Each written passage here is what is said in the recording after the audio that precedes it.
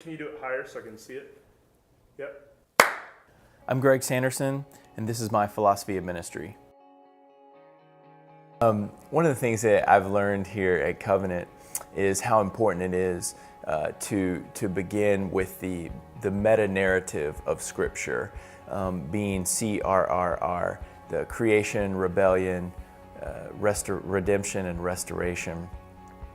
And I think that my philosophy of ministry really flows out of that, in the sense that I want to start with people as creation, as imago Dei, people who are image bearers. And I think that this is very important in any ministry, to treat people with the dignity and respect that they deserve, the love and care that flows from being an image bearer of our God. While being here at seminary, I've been engaged in several ministries through the internship in my church. I've preached several times in a nursing home, and I've also had the opportunity to teach adult Sunday school classes. I have taught 6th grade Bible to Covenant Christian School. I have volunteered, coached soccer at a high school. I've also led 2 trips to Peru through our church. I desire to apply God's story to your story. It's kind of like having the little letters of CRRR enveloped into the larger letters of God's great story. Whether that's through teaching or preaching or any ministries in the church or with fellow believers, I want to help other believers understand how grace, redemption, and brokenness are all intertwined and playing out in their own life, and how God's story gives us hope in the midst of this fallen world. The covenantal shape of reality means that all knowing is actually a moral response to God, and that our knowing Him needs to be reflected in a living, active obedience to Christ. I think that my philosophy of ministry would incorporate this to not only teach people about God or facts about God. Surely there are facts for us to know about who He is, but in many ways there is a living reality that needs to be a part of our ministry, living and active representation of the truth of the gospel.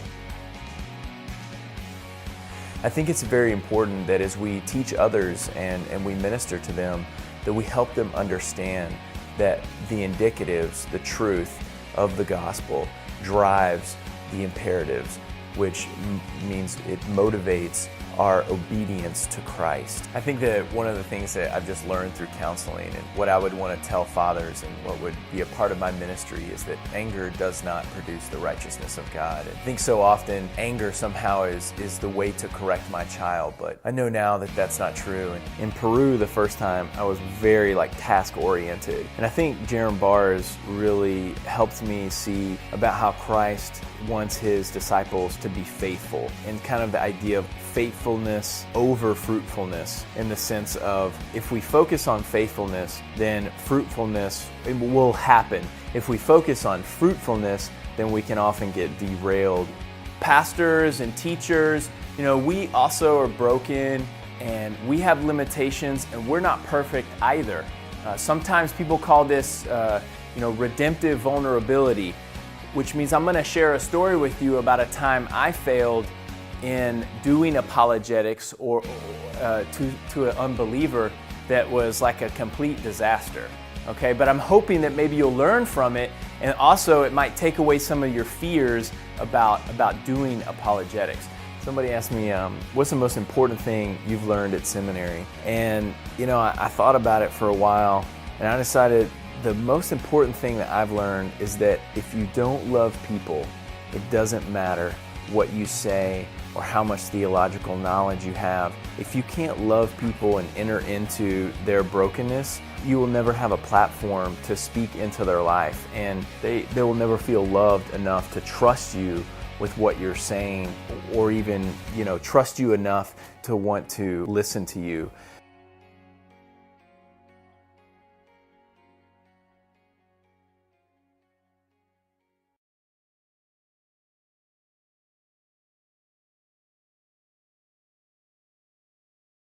some sort of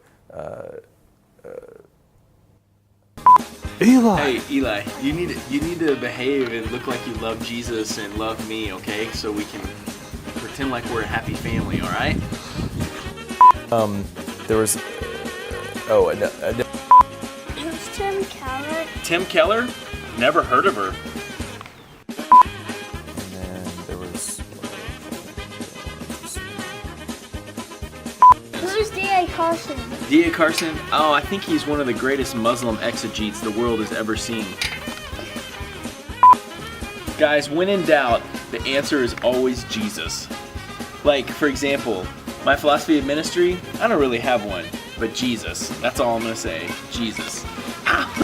Lord has really worked in my heart to see that that's dumb.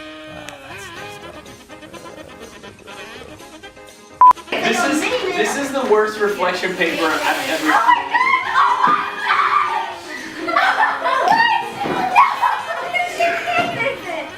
I would tackle you if you were not my math teacher.